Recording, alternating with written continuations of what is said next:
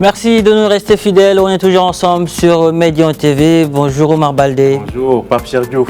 Alors au menu de l'invité de la rédaction ce vendredi, la résurgence de la maladie à virus Ebola en Afrique de l'Ouest. Effectivement, Ebola qu'on avait connu dans cette région en 2013-2016 est de retour, donc surtout en Guinée. Là, on vient de signaler 7 cas de décès en Guinée et des dizaines de cas de contamination.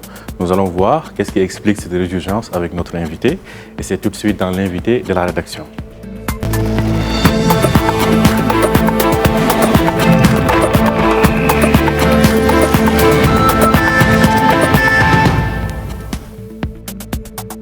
Bonjour et bienvenue sur Médian TV. Alors que le monde entier tente de contenir Corona, voilà qu'Ebola se manifeste à nouveau. La fièvre hémorragique a déjà fait 7 morts en Guinée, dans une localité proche à la fois de la Sierra Leone, du Libéria et de la Côte d'Ivoire. Quelques 11 000 vaccins seront acheminés dès ce week-end en Guinée pour empêcher une nouvelle propagation de cette épidémie qui avait fait plus de 11 300 morts sur le continent entre 2013 et 2016. Et pour en parler, donc, nous avons le plaisir de recevoir ce matin Vincent Leblanc. Vincent Leblanc est chercheur et anthropologue. Il est avec nous depuis Abidjan. Bonjour Vincent Leblanc. Bonjour. Alors, je rappelle que donc, vous êtes chercheur à l'Institut de recherche pour le développement en Côte d'Ivoire. Intéressons-nous d'abord à ce virus appelé Ebola. Quelles sont les spécificités? Je pense qu'on en avait parlé, on connaissait, mais avec Corona, on semble peut-être avoir oublié. Vous pouvez nous rappeler un peu de quoi est-ce qu'on parle quand on parle d'Ebola? Oui, c'est un virus qui appartient à la famille des filovirus, qui est un virus hautement transmissible, hautement contagieux, qui présente aussi des taux de mortalité variables, mais en général très élevés, qui peuvent aller de 30% à plus de 50, 60, 70% dans certains cas. Et il faut absolument tout faire pour éviter la transmission entre les personnes de cette maladie. Alors à l'origine, ce qu'il faut aussi rappeler, c'est que bien sûr Ebola n'est pas qu'une affaire de transmission interhumaine, mais relève également de transmission de l'animal à l'homme. C'est ce qu'on appelle une zoonose, c'est-à-dire que c'est un virus qui a un réservoir dans la nature, chez une espèce animale, et qui se transmet à l'humain au départ d'une épidémie via des contacts directs avec cet animal ou des contacts indirects tels que des fluides corporels issus de cet animal. Alors, actuellement, c'est en Guinée qu'on note cette résurgence donc, du virus. Alors, quel est le degré de propagation de ce virus en Guinée actuellement? Alors actuellement, pour l'instant, le virus, comme vous l'avez rappelé, est faiblement distribué. Il y a un nombre encore très limité de cas. Il faut dire que, contrairement à la flambée de 2013-2014, les réactions des autorités guinéennes et internationales avec l'OMS ont été beaucoup plus rapides que lors de la pandémie précédente, ce qui s'explique en partie par une très grande préparation justement issue de l'expérience de cette flambée précédente. Donc il y a autant des cas qui ont été détectés, autant il y a des cas mais ils ont été détectés extrêmement tôt. Il n'y a pas pour l'instant lieu de s'inquiéter ou de craindre une épidémie d'une ampleur telle qu'on en a connue il y a 4 à 5 ans en Afrique de l'Ouest. Alors Vincent Leblanc, quelles sont les raisons qui expliquent cette résurgence de la maladie en Guinée? Alors, pour l'instant, on ne peut que faire des conjectures et des hypothèses. Les médecins, le corps soignant avaient noté que le virus était capable de persister dans le corps et dans les fluides corporels, notamment dans le sperme de certains malades, jusqu'à plusieurs dizaines de mois après que les personnes aient été guéries. Alors, ceci dit, aujourd'hui, on est tout de même 5 ans après les derniers cas recensés, après la dernière flambée, donc il faudrait expliquer comment est-ce que le virus serait éventuellement redevenu actif, et pour l'instant nous n'avons pas de réponse à cette question. Et une autre hypothèse qui pourrait expliquer la résurgence ou la réapparition, disons, de cette maladie, eh bien ce serait un nouvel épisode de contact ou de relation avec le réservoir ou avec un hôte animal de la maladie. Mais pour l'instant, les cas sont trop récents, ils remontent juste au week-end dernier il faut encore mener des enquêtes épidémiologiques pour mieux circonscrire les raisons de cette nouvelle apparition du virus en Guinée. On parle de la région de Bouquet, où on note cette résurgence. Quelles sont les informations dont on dispose spécifiquement sur cette région-là et sur cette résurgence d'Ebola dans cette localité? Alors, cette localité de Gouéké, elle est située à peu près à 200 km à vol d'oiseau du lieu où avait émergé du premier cas clinique connu de la flambée 2014-2015 en Afrique de l'Ouest. Alors, on a assez peu d'informations sur la faune de cette région au contact de laquelle des personnes auraient pu se contaminer. Il convient tout de même de rappeler que le premier cas connu est une personne, une infirmière, donc de personnel hospitalier. Vraisemblablement, ça suppose qu'elle a été contactée, elle a contracté le virus auprès d'un patient qu'elle a soigné. Et donc, il s'agit dans un premier temps déjà de retracer les cas contacts. Alors maintenant, dans l'hypothèse d'une expression du virus en rapport avec l'environnement de la région, on a finalement aujourd'hui assez peu d'informations. Et on peut rappeler tout d'abord en quelques mots quels sont les réservoirs possibles, hypothétiques de la maladie. Pour l'instant, un des candidats réservoirs les plus certains, c'est la chauve-souris, mais malgré tout, il y a toujours des incertitudes. Je m'explique, c'est-à-dire que depuis qu'il y a des flambées épidémiques d'Ebola sur le continent africain, depuis 1976, eh bien, il y a eu plus d'une dizaine de milliers de chauves-souris au total qui ont été testées pour la présence du virus. Et à chaque fois que l'on réalise ces tests, eh bien, on se rend compte qu'on ne trouve jamais en fait le virus à proprement parler chez les chauves-souris, c'est-à-dire des traces génétiques du virus, mais on trouve des anticorps anti-Ebola. Donc ça suppose que les chauves-souris, à un moment ou un autre, ont été contaminées par le virus et s'en sont remis d'une façon ou d'une autre. Mais ça veut dire également qu'on sait très mal et on a une très faible idée pour l'instant du rôle joué par les chauves-souris dans le cycle du virus, dans la persistance du virus dans la nature. Est-ce que ce sont les chauves-souris qui sont le réservoir? Est-ce qu'elles ne sont qu'un hôte intermédiaire pour le virus? Et dans ce cas-là, il faudrait aller le chercher chez d'autres espèces animales. Alors, il y a d'autres espèces qui sont également contaminables par le virus. C'est le cas de certaines espèces de primates, c'est le cas d'antilopes également. Concernant les primates, notamment des chimpanzés et des gorilles, en Afrique de l'Ouest ou en Afrique centrale, on sait que ces espèces animales succombent elles-mêmes au virus et donc ne sont pas de candidats réservoirs.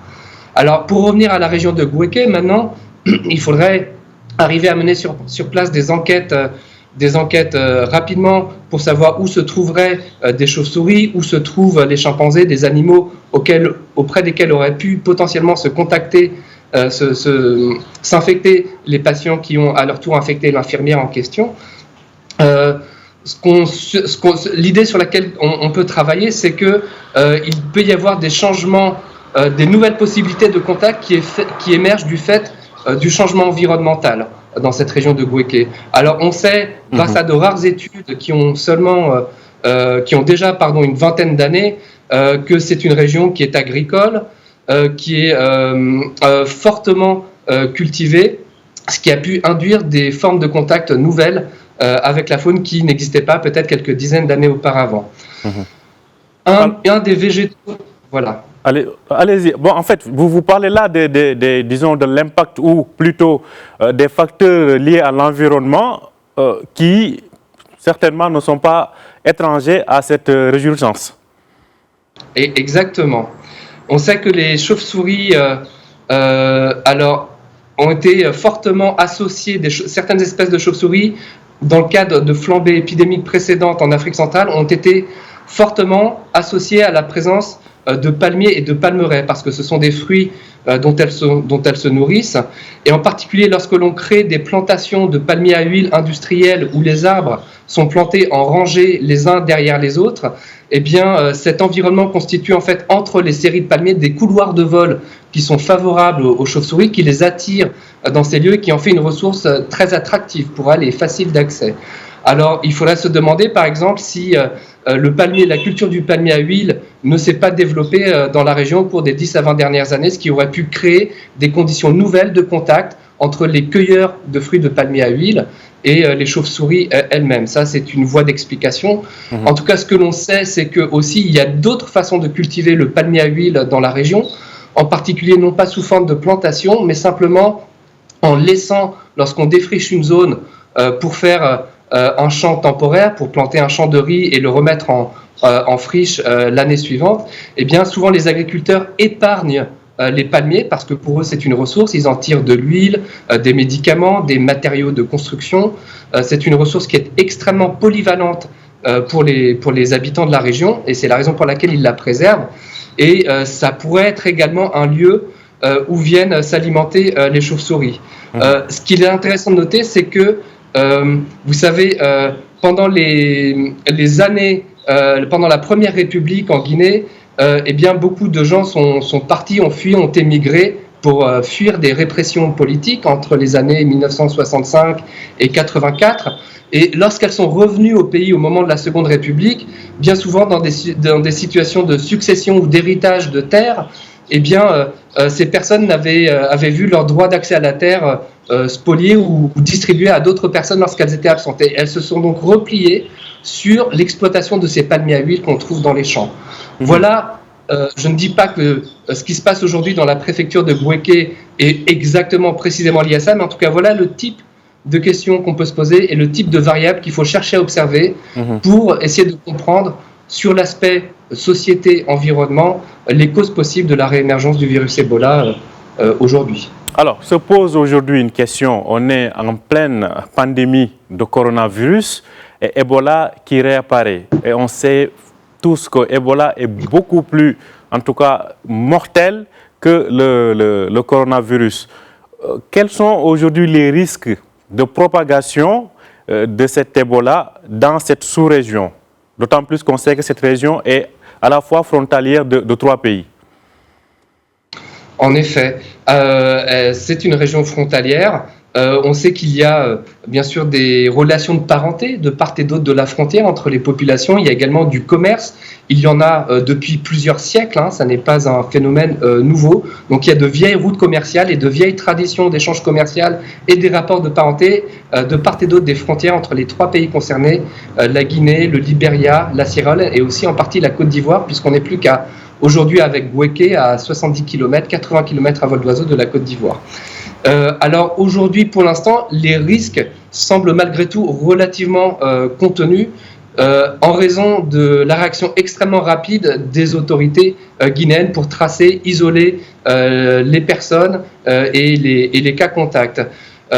Il est vrai que la flambée 2014-2016 peut susciter des craintes parce que parmi toutes les flambées d'Ebola connues depuis 1976, elle a été de très très loin la plus mortelle. Elle a contaminé à cette occasion environ 28 000 personnes pour un total de 11 000 morts sur les 3 pays Guinée, Libéria et Sierra Leone. Alors, qu'est-ce qui s'était passé à cette occasion? Eh bien, en fait, il y avait eu la maladie qui a flambé pour la première fois en Afrique de l'Ouest à cette occasion, n'a pas été détectée rapidement. Il avait fallu environ 2 mois et demi avant que les autorités ne puissent réagir, ce qui avait laissé toute latitude aux personnes malades d'organiser eh bien, des funérailles dans lesquelles on peut toucher le corps du patient, et puis ces personnes également étaient en mesure de circuler donc, le long de ces routes commerciales jusque dans les centres urbains où ensuite il y a eu une transmission très rapide de proche en proche.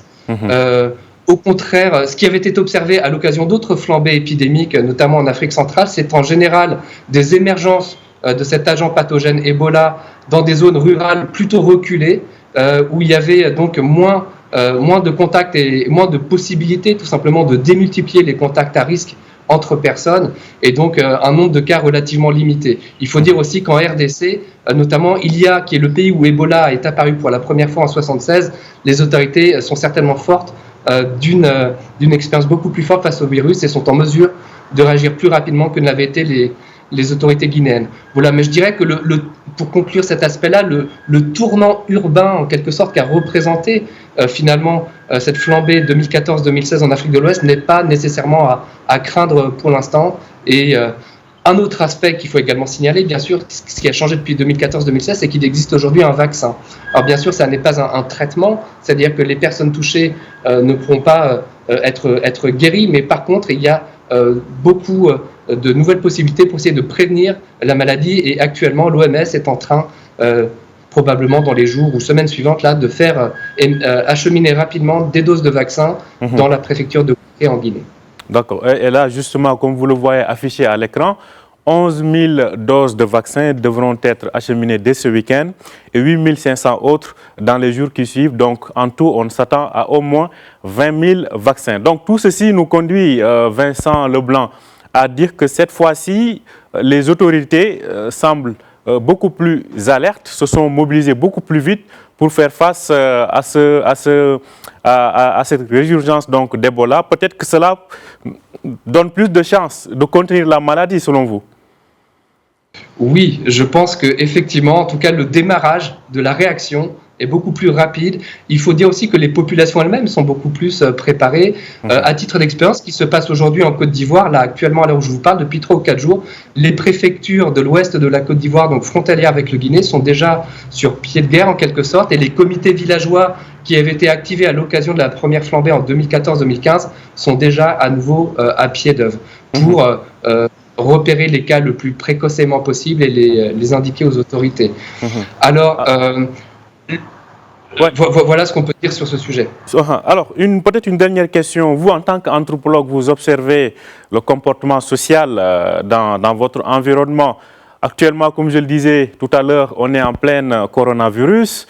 Comment les populations vivent-elles ce mix entre corona et Ebola? Est-ce que cela ne crée pas une panique supplémentaire dans ces zones-là? C'est possible, effectivement. C'est quelque chose qu'il faudrait envisager. Je n'ai pas pu me rendre sur mon terrain de recherche depuis les premiers cas connus d'Ebola le week-end dernier à nouveau. Donc effectivement, moi, je mène des recherches de terrain à 80 km à vol d'oiseau de la zone de Gouéké, du côté ivoirien de la frontière. Je m'occupe avec des collègues ivoiriens et l'Institut Pasteur de Côte d'Ivoire d'un programme de recherche sur les interactions et les relations entre les humains et les chauves-souris de cette région, avec l'idée à la fois de mieux comprendre comment est-ce qu'elles sont perçues, quelles sont leurs attitudes, comment vis-à-vis des chauves-souris, comment est-ce qu'elles sont consommées, ou quel rôle elles peuvent jouer dans des pratiques médicinales locales. Par exemple, il est une connaissance qui est répandue ou quelque chose qui est largement admis dans la région où je travaille, c'est que les chauves-souris en fait sont perçues de façon assez positive en raison des aliments qu'elles mangent. C'est-à-dire que très communément, les gens disent la chauve-souris ne mange rien de mal et donc ça ne nous pose pas un problème à nous-mêmes de l'avaler et de la consommer également. Et d'ailleurs, c'est quelque chose qui revient assez fréquemment en Afrique de l'Ouest. On le retrouve dans des publications scientifiques à propos du Ghana et, si je ne me trompe pas, à propos du Cameroun également. Donc, c'est avec toute cette connaissance-là, je dirais qu'il faut aborder les questions de prévention pour essayer de mieux faire passer, d'avoir des messages de sensibilisation plus efficaces auprès de la population. Il faut déjà essayer de mieux comprendre quel est leur rapport aux chauves-souris. Je vous donnerai juste un exemple, c'est qu'à l'occasion de la flambée pour conclure tout à fait, en 2014-2016, une des premières réactions des autorités avait été d'interdire immédiatement, de faire passer, de mettre l'accent dans la sensibilisation publique sur l'interdiction de consommer du gibier. Alors certes, effectivement, il y a probablement un épisode de contact humain-animal au tout début de l'épidémie, mais ensuite, elle devient essentiellement interhumaine, l'épidémie. Elle se transmet de personne en personne. Et donc, ce n'était pas forcément le bon message qu'il fallait faire passer pour essayer de prévenir et limiter les risques zoonotiques. Et je crois qu'aujourd'hui, les autorités sont plus averties pour éviter, dans le contexte actuel, de refaire cette erreur. On l'espère. Merci Vincent Leblanc. Je rappelle que vous êtes anthropologue, vous êtes chercheur aussi à l'Institut de recherche et de développement d'Abidjan. Vous étiez en direct avec nous depuis la Côte d'Ivoire. Merci beaucoup à vous. Merci. Merci à vous aussi de nous avoir suivis. Je rappelle que vous pouvez retrouver donc cet entretien sur notre plateforme www.medianews.com. Très bonne journée et très bonne suite de programmes sur Média TV. Merci à vous.